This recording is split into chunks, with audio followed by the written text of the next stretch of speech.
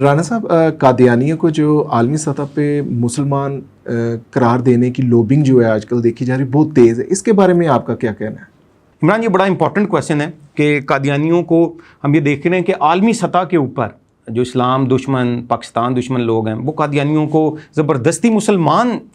جو ہے وہ بنا کر کیوں پیش کرنا چاہ رہے ہیں اور ہمارے پر مسلط کیا جا رہا ہے۔ آپ یہ دیکھیں کہ پاکستان مخالف ایک رپورٹ سامنے آئی تھی 2020 میں، سفوکیشن آف دا فیتھفل، جو کہ مبینہ طور پر بھارت اور قادیانی نیٹ ورک نے مل کر بنائی تھی پاکستان کے خلاف۔ دیکھیں اس کے اندر اگر آپ اس کو پڑھیں تو اس کے اندر بھی یہ لکھا گیا ہے کہ برطانیہ کے اندر وہاں پر ختم نبوت اور دیگر جو اور بھی لوگ جو مسلمان ہیں وہ قادیانیوں کو قادیانی کہہ کے پکارتے ہیں اور ان کو احمدیہ مسلم نہیں کہتے۔ تو انہوں نے کہا کہ سرکاری سطح پر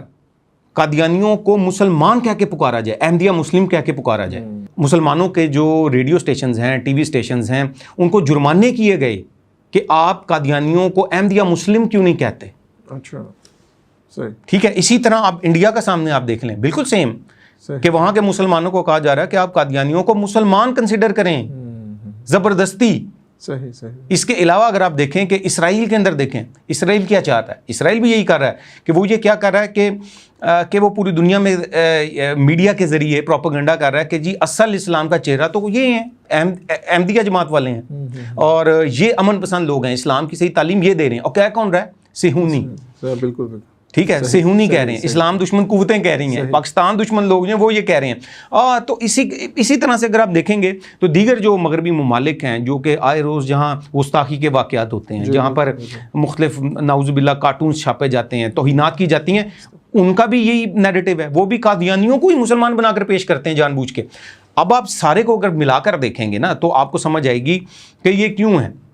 اس کی وجہ یہ ہے کہ قادیانیوں کی جو ڈاکٹرائن ہے نا، ان کا جو نظریہ ہے، ان کا جو بیانیہ ہے، وہ سوٹ کرتا ہے مغرب کو، ویسٹ کو وہ سوٹ کرتا ہے۔ کیا قادیانی کہتے ہیں کہ جی ہم سیکولر ہیں، ریاست کا مذہب سے کوئی تعلق نہیں ہونا چاہیے، ریاست کا کوئی مذہب نہیں ہوتا، مذہبی قوانین نہیں ہونے چاہیے، تو یہ ان کو سوٹ کرتا ہے، ویسٹ کو سوٹ کرتا ہے، اسلام دشمن قوتوں کو سوٹ کرتا ہے، پاکستان دشمن قوتوں کو یہ سوٹ کرتا ہے ان کا بیانیہ۔ وہ پرو زائنسٹ ہیں،